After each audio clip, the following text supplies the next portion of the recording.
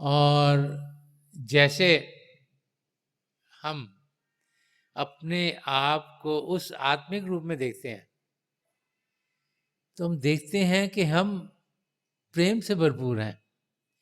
ज़्यादातर अगर इंसान अपनी ज़िंदगी की ओर देखता है, तो उसको लगता है तकलीफ़ें तकलीफ़ें। सवेरे से उठता है, उसको लगता है ये भी काम करना है, वो भी काम करना है, वो भी करना है, ये नहीं किया तो गड़बड़ हो जाएगी, वो नहीं किया तो ये ठीक नहीं होगा। वो भाग-दौड़ में लगा हुआ है। भूल जाता है कि ये ज़िंदगी प्रभु ने प्रेम करने के लिए दी है।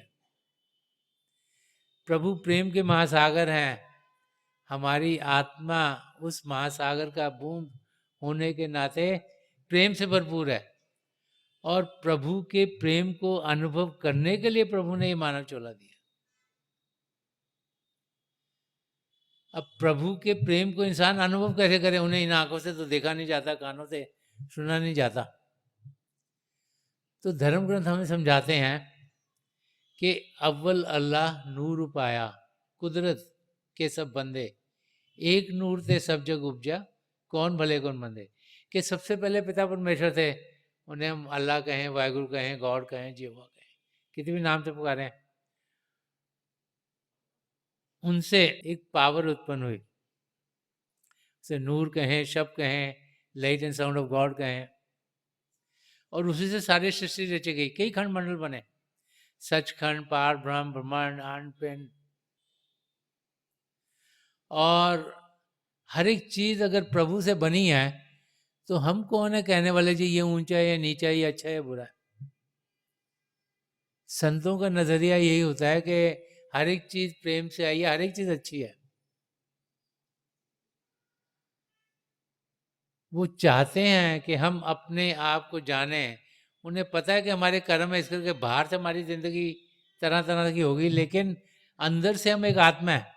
असलियत तो उस आत्मा में है, और उनकी यही कशिश होती है कि उस आत्मा को बाहर मिले, वो आत्मा प्रभु के प्रेम का अनुभव करे। इसीलिए बार बार बार ये समझाया जाता है कि पिता परमेश्वर कहीं दूर नहीं, हम सबके भीतर हैं।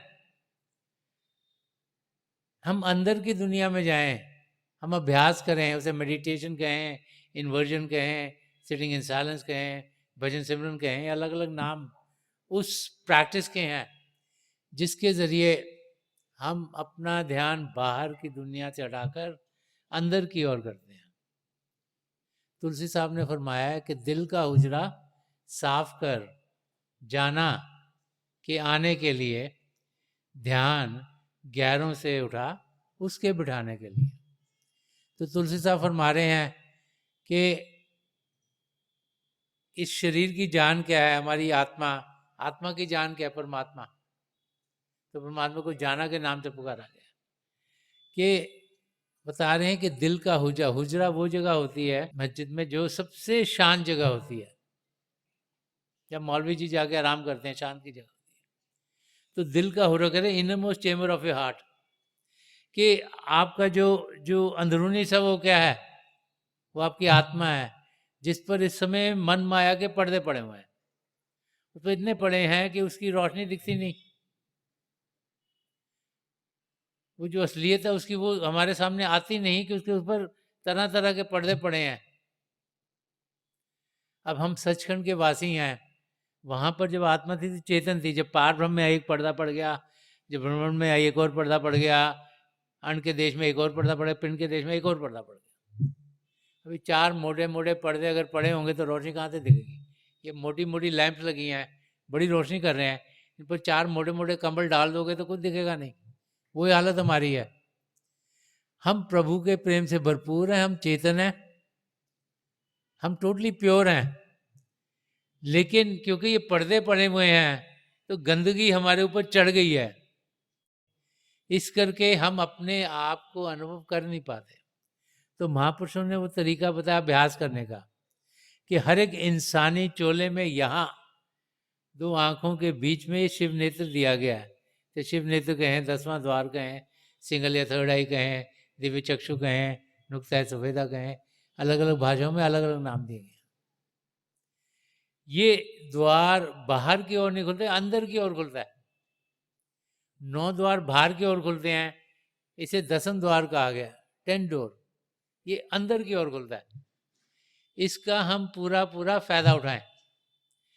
जब अपनी सूरत की धारा को यहाँ एकाग्र करेंगे तो हम अंदर की दुनिया में जा पाएंगे, वो दुनिया जो प्रेम से भरपूर है, वो दुनिया जो रोशन रोशन है, वो दुनिया जहाँ खुशियाँ खुशियाँ हैं, जहाँ खूबसूरती खूबसूरती है, जहाँ सुख चैन है, जहाँ दुख दर्द है ही नहीं। संत दर्शन सिंह जी महाराज ने ये जो जर्नी, जो हमारे आध्यात्मिक यात्रा, उसके बारे में फरमाया है कि खाक से ताबा क्या कशा हमने तो जब किया सफ़र, इश्क मिला कदम कदम हुस्न मिला नजर नजर। तो संत दर्शन सिंह जी महाराज फरमाते हैं कि जब मैं अंदर की दुनिया में गया तो हर एक नज़ारा और खूबसूरत था, और खूबसूरत था, और खूबसूरत था, क्योंकि हर एक और चेतन अवस्था में पहुंचा, और चेतन अवस्था में पहुंचा, और चेतन अवस्था में पहुंचा, और हर एक कदम पर मुझे प्रेम मिला, जो कि और गहरा होता चला गया, और गहरा होता चला गया, और गहरा होता चला गया। क्योंकि जैसे जैसे प्रभु की नज़दीकी मिली, वैसे वैसे उनका अनुभव, उनके प्रेम का अनुभव मैंने ज़्यादा किया, और जैसे जैसे प्रभु के प्रेम का अनुभव ज़्यादा किया, हर एक चीज़ और खूबसूरत हो गई। ये प्रभु का प्रेम है जो हमारे नज़रिए को बदलता है। हम सोचते हैं कि हम प्रभु से बड़ा प्रेम करते हैं, कई लोग सोचते हैं हम प्रभु से बड़ा प्रेम करते हैं, भूल जाते हैं कि पहले प्रभु हमसे प्रेम करते हैं, तभी हम उनसे प्रेम कर सकते हैं। वो चाहते हैं कि हम अपनी मंजिल तक पहुंचे। जब से एक बच्चा इस धरती पर आता है, तब से प्रभु चाहते हैं कि वो आत्मा प्रभु में जाकर लीन हो, इसीलिए उन्होंने ये मानव चोला में दिया है। लेकिन हम जिंदगी भर 50, 60 साल, 80 साल, 100 साल, जितनी भी लंबी जिंदगी प्रभु ने दी है, हम क्या करते हैं, प्रभु की ओर जाने की जगह हम दुनिया की ओर भागते रहते हैं। कुछ सिस्टम ही दुनिया में ऐसा बन गया है कि बच्चा पैदा होता है, उसका ध्यान बाहर की ओर उसके पेरेंट्स करना शुरू कर दे, वो सोचते इससे वो खुश होगा। आपने शायद नोटिस किया हो, जिनके बच्चे हैं, कई बार वो बैठे बैठे हंसना शुरू कर देते हैं। क्यों? कुछ उनको पुराना कुछ याद आता होगा, तो बहुत अच्छा लगता होगा। लेकिन हम क्या करते हैं, हम उनको बाहर से कोई ठुन ठुन ठुन ठुन बजाना शुरू कर देते हैं, कोई टायर दे देते हैं जो उनके बैसनेट के राउंड घूम रहा हो, कुछ रोशनियाँ लगा देते हैं कि रोशनी की ओर बच्चों का ध्यान दे। तो शुरू से हम उनका ध्यान बाहर की ओर कर देते हैं, और जैसे बच्चा बड़ा होता है तो हम क्या कहते हैं, आजकल सब लोग कहते हैं बच्चों को पढ़ा लो अच्छी तरह से। अब उनको पढ़ाते क्या हैं? दुनिया की चीज़ें, क्योंकि हम समझते हैं अगर ये पढ़े लिखेंगे नहीं तो दुनिया में कमाएंगे कैसे। और शुरू से बच्चे का पूरा ध्यान बाहर की दुनिया में जाता है, उसे पता ही नहीं लगता कि वो है कौन, कहाँ से आया, कुछ और भी मकसद है। और जैसे बाकी लोग कर रहे हैं वैसे ही हम जीना शुरू कर देते हैं। इसीलिए कई बार महापुरुषों ने अपने आप को जानना, प्रभु को पाना, इसको उल्टा रास्ता कहा गया कि हम जितना जल्दी हो सके बच्चों को समझाएं कि किस मकसद से वो यहाँ पर आए हैं, उन्हें को अध्यात्म की बातचीत करें, जिसे पराविद्या कहा गया है, जो कि आत्मा की जानकारी, परमात्मा की जानकारी, आत्मा का परमात्मा से मिलाप, उस और हम बच्चों का ध्यान दें, ताकि जैसे वो दुनिया में जिए उनका ध्यान पिता परमेश्वर की ओर हो।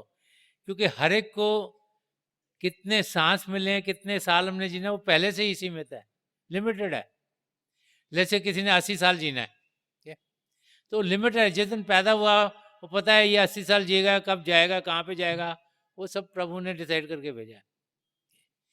अब अगर शुरू से ही ध्यान प्रभु की ओर जाएगा तो उतना समय मिलेगा प्रभु को जानने का।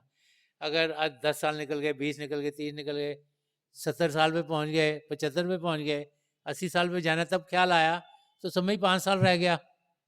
और अगर रह गया समय बोला थोड़ा था, तो क्या है, ना घुटने आपको चलने दे रहे हैं, ना आपका लिवर ठीक से काम कर रहा है, ना आपको सांस आ रहा है ठीक से, आप ध्यान टिकाना चाहो तो भी नहीं टिका पा रहे। क्यों? क्योंकि शरीर में इतनी तकलीफें हो गई हैं कि आप बाहर की ओर जा नहीं पाते। तो the earlier we start the better off we are, के जितना जल्दी हम प्रभु को जानने की कोशिश करेंगे उतना हमारे पास समय ज़्यादा है। अब बच्चों के एग्ज़ाम्स आजकल मेरे घर हो रहे हैं, तो कई बच्चे होते हैं जो कि सारा साल पढ़ते रहते हैं। उनको जब एग्ज़ाम आता है कोई डर नहीं लगता, क्योंकि वो साथ में एवरी डे, एवरी वीक अपना होमवर्क कर रहे हैं, पढ़ रहे हैं, जो सीख रहे हैं, समझ रहे हैं, और कोई सवाल हो अपने टीचर से पूछते हैं। और कई बच्चे हैं जो अखीरले महीने में पढ़ते हैं, उनको टेंशन होती है, उनका ब्लड प्रेशर कभी ऊपर जा रहा है, कभी नीचे जा रहा है, कभी गोलियाँ खा रहे हैं, नींद ना आए। व्हाई?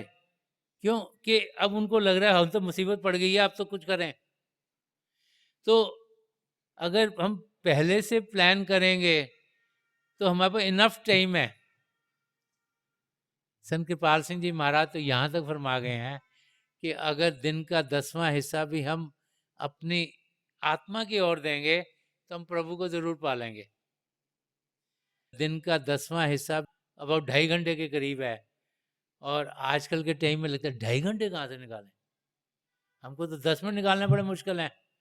क्यों? क्योंकि इतनी सारी चीज़ें हैं, और आजकल की जैसी सोसाइटी है, इतनी इंटरैक्शंस हो गई हैं, इतना फ्लो ऑफ इंफॉर्मेशन है, इतनी कम्युनिकेशंस हैं, इतनी चीज़ें हैं सामने कि दिल करता है इसकी भी जानकारी मिल जाए, उसकी भी जानकारी मिल जाए, उसकी भी जानकारी मिल जाए। तो ऐसे माहौल में जब तक हम उस और ध्यान नहीं देंगे जो हमने करना है, तो समय तो हमारा गुजर ही जाएगा। बहुत सी डिस्ट्रैक्शंस हैं यहाँ इंसान को बिजी रखने के लिए। पुराना ज़माना था जब टीवी भी नहीं होता था, तो जब रेडियो होते थे, जब हम बच्चे थे तब तो रेडियो होते थे, और जो हमारे पेरेंट्स बच्चे तब शायद रेडियो भी ना होते हों। तब इंसानों को बाहर से इतनी अट्रैक्शन नहीं थी। जहाँ वो जीता था, वहीं काम करता था, उस माहौल में रहता, वो तो उसी का पता होता था। तो कुछ समय और चीज़ें अपने आप को जानने के लिए मिल जाता था। अब तो दुनिया के किसी कोने में आप रहो, हर एक किस्म के डिस्ट्रैक्शंस आपके पास हैं। हर एक कंट्री में कितने तो टीवी चैनल्स हैं, और कितना है अब तो इंटरनेट के थ्रू, और कितनी हो गई, और ये जो सोशल मीडिया हो उसने तो और भी कमाल किया हुआ है। हर एक किस्म का टाइम बड़ी आसानी से वो ले लेता है। आप कुछ ढूंढने कुछ जाते हो, मिलता कुछ है, और 2 आवर्स लेटर सोचते हो मैंने किया क्या। तो बहुत सी डिस्ट्रैक्शन है जिसमें इंसान फंस जाता है। तो हमको अपने को नेविगेट करना प्रॉपरली। अगर नेविगेट नहीं कर पाएंगे तो फिर उसी चक्कर में फंसे रहेंगे, और 84 लाख जिया जून में हमारी आत्मा भटकती रहेगी। और फिर अगर सोचो, आप लोग सब पढ़े लिखे हो, आजकल सब लोग पढ़े लिखे हो गए, अगर आत्मा को 84 लाख जिया जून के हर एक योनि में से जाना पड़े, और फिर बारी आए मानव चोले की, तो कितने करोड़ों साल लग जाएंगे। इसीलिए इस जिंदगी को महापुरुष गोल्डन अपॉर्चुनिटी कहते हैं, एक सुनहरा मौका है। प्रभु ने बड़ी दया मेरे की, हमें मानव चोला दे दिया, इसका हम पूरा पूरा फायदा उठाएं, और दुनिया की चीजों से घबराएं नहीं। पिता परमेश्वर हमारे अंग संग हैं, वो चाहते हैं कि हम अपनी मंजिल की ओर बढ़ें। प्रभु हम सबसे बहुत प्रेम करते हैं। जैसे संत कृपाल सिंह जी महाराज ने एक बार फरमाया था कि if you know how much I love you, you will be dancing with Joy. तो जब महापुरुष आते हैं, जैसे संत कृपाल सिंह जी महाराज थे, दयाल प्रसन्न दर्शन सिंह जी महाराज थे, हम लोगों से बहुत प्रेम करते हैं, और हमें मालूम हो जाए कितना प्रेम करते हैं तो हम झूमना शुरू कर दें, नाचना शुरू कर दें। तो प्रभु का प्रेम पाने के लिए दुनिया के कहीं पे जाके नहीं मिलेगा। कोई ईंटों पत्थर की दीवार में तो प्रभु बैठे नहीं हुए। पिता परमेश्वर हमारे अंग संग है, हमें अंदर की दुनिया में बढ़ना है। और वो भाई बहन जो अंदर की दुनिया में बढ़ते हैं, जो बैठते हैं, शांत अवस्था में होते हैं, अपने शरीर को शांत करते हैं, अपने मन को शांत करते हैं, वो फिर अपने अंदर ज्योति और श्रुति, जिसे अनहद शब्द भी कहा गया, वो जो पावर है उसके साथ इंसान जुड़ पाता है। और जैसे जैसे उसके साथ जुड़ता जाता है, वैसे वैसे उसके कदम उसे अपनी मंजिल की ओर लेके जाते हैं। तो उस अवस्था में हमने जाना है। तो प्रार्थना कैसी करनी चाहिए? कि हमें जानना चाहिए कि हमारी समझ लिमिटेड है। हम प्रभु के चरणों में प्रार्थना करें, हे पिता परमेश्वर, जो आपको भला लगता है, जो आप चाहे वही मेरी जिंदगी में हो। जो 4 वर्ड्स हैं, स्वीट इज द विल, के तेरा भाना मीठा लगे, वो सुनने में आसान है, करने में बहुत मुश्किल है। हम तो चाहते हैं स्वीट इज माई विल हो, कि मेरा भाना मीठा लगे, कि हे प्रभु मुझे ही चाहिए, मुझे मिल जाए तो इंसान खुश। लेकिन वो हमारे लिए बेहतर है कि नहीं, वो हमें मालूम नहीं। हम सोचते हैं हमें मालूम है, बट रियली में हमें मालूम नहीं। तो मिलता वही है जो प्रभु चाहते हैं। इसीलिए आप जब भी प्रार्थना करोगे, कभी आपकी प्रार्थना पूरी हो, कभी नहीं होगी। अगर आपके लिए कोई चीज़ ठीक नहीं हो, आपको नहीं मिलेगी, आप जितना मर्जी मांगते रहें। क्यों? कि उन्हें मालूम है कि अगर इसको ये दे दिया तो इसके साथ खराबी होगी। तो उनकी रजा में जीना, उनके भाने में जीना, ये धर्म ग्रंथों में सब लिखा हुआ है। हम लोग सुन लेते हैं, उन पे अमल नहीं करते। इस कान में जाता है, यहाँ से निकल जाता है। कईयों के कान में जाता है, मुंह से बोल भी देता है इंसान, लेकिन कान में जाके अंदर बसना चाहिए, उस पर अमल करना चाहिए, अपनी ज़िंदगी वैसे बनानी चाहिए जैसे धर्म ग्रंथों में हम पाते हैं। लेकिन हम सुनते हैं, करते कुछ और हैं। तो महापुरुष बार बार समझाते हैं कि इस जिंदगी का हम पूरा पूरा फायदा उठाएं।